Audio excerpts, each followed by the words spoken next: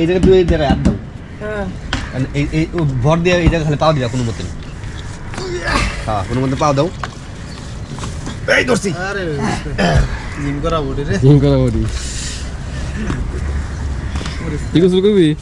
না আমি গোসল করব না। 7 দিন একদিন গোসল করে আমি দড়ি দেই। কি করে? ভাত দে ভাত খায়। সোহাগ কি করে? 7 দিন একদিন গোসল করে। সোহাগটা সত্যি না? আজকে সকালে গোসল করে আইছি কেউ। তোদের মতো কি আমি দুপুর রাতে গোসল করি? বিসমিল্লাহ। So I can learn how to love. প্রথমে রুমে গামছা করতে হইব, গামছা পরার পরে গামছাটা ভালো করে গিফট দিতে হবে, কারণ যে কোনো সময় দুষ্ট ছেলেরা খুলে দিতে পারে।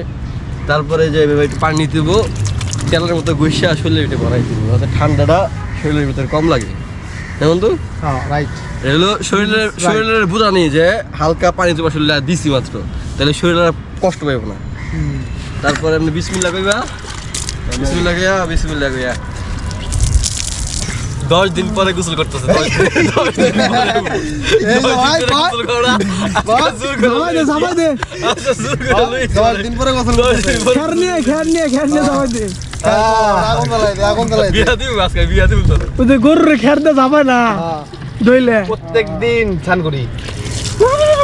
ও অফিস যাই স্নান ছাড়া। তুই একদিন গোসল করবার লাগি। তাহলে আমি তো গোসল করব।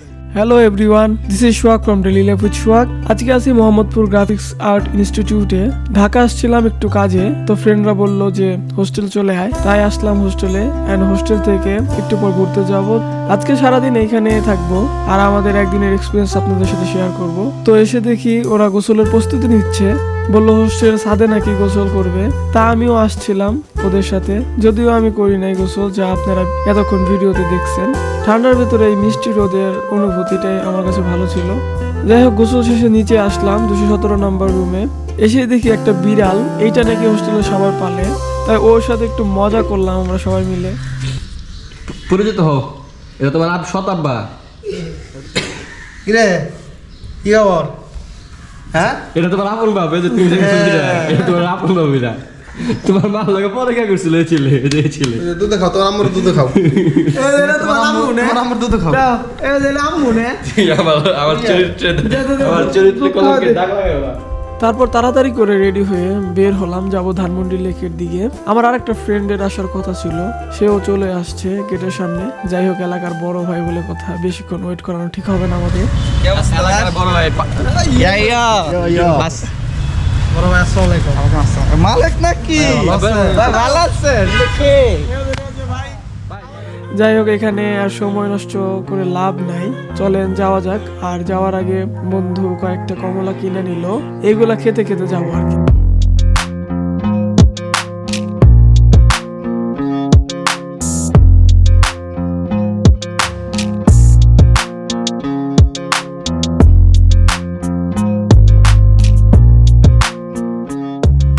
ধানমন্ডি লেকে এসে আমরা বসলাম রবীন্দ্র সরোবরে। এখানে কিছু ভাইয়েরা গান গাইতেছিল, পরে আমরাও তাদের সাথে যোগ দিলাম। তো চলেন একটু গান শোনা যাক।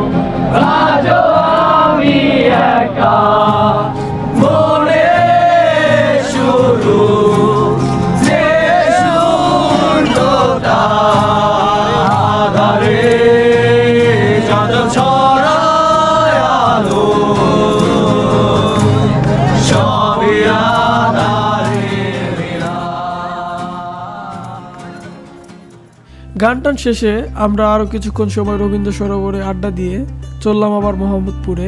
সেখানে প্রথমে যাব আল্লাহ করে মসজিদের সামনে, সেখানে নাকি ভালো ঝালমুড়ি পাওয়া যায়। এই যে সে দোকান, এখানে জিলাপি, পেঁয়াজু, আলুর চপ, বুট টুট দিয়ে রমজানের ইফতারি স্টাইলে মুড়ি মাখিয়ে দেওয়া হয়। খেয়ে দেখলাম ভালোই ছিল, কিছুটা রমজানের ইফতারির ফিল। ঝালমুড়ি শেষ করে গেলাম টেকডেনের ঘড়ি শোরুমে। এখানে আমার ফ্রেন্ড গ্রাফিক ডিজাইনার হিসেবে জব করে, যার হোস্টেলে আজ আমরা সবাই এসেছি। আপনারা চাইলে এখান থেকে ঘড়ি টড়ি কিনতে পারেন, খুব ভালো কালেকশন ওদের। সো এখানে বেশিক্ষণ সময় নষ্ট করব না, এখন যাব মোহাম্মদপুর টাউন হলের দিকে। এখানে প্রচুর স্ট্রিট ফুডের দোকান বসে, আর এখানকার খাবার এক কথায় অসাধারণ। আমরা এক দোকানে গিয়ে বসলাম এবং 5টা চাউমিন অর্ডার দিলাম। মামা খুব সুন্দর করে সস দিয়ে রেডি করে দিল আমাদের খাবারগুলা। আর এই চাউমিনের টেস্ট এক কথা ভাই প্রেমে পড়ার মতন। অনেক ভালো ভালো রেস্টুরেন্টও এমন ভালো মজাদার চাউমিন পাওয়া যায় না। খাওয়া শেষে এক দোকান থেকে মোজো নিলাম। আপনারা সবাই বেশি বেশি মোজো খাবেন, কারণ কোকাকোলার দিন শেষ, মোজোর বাংলাদেশ।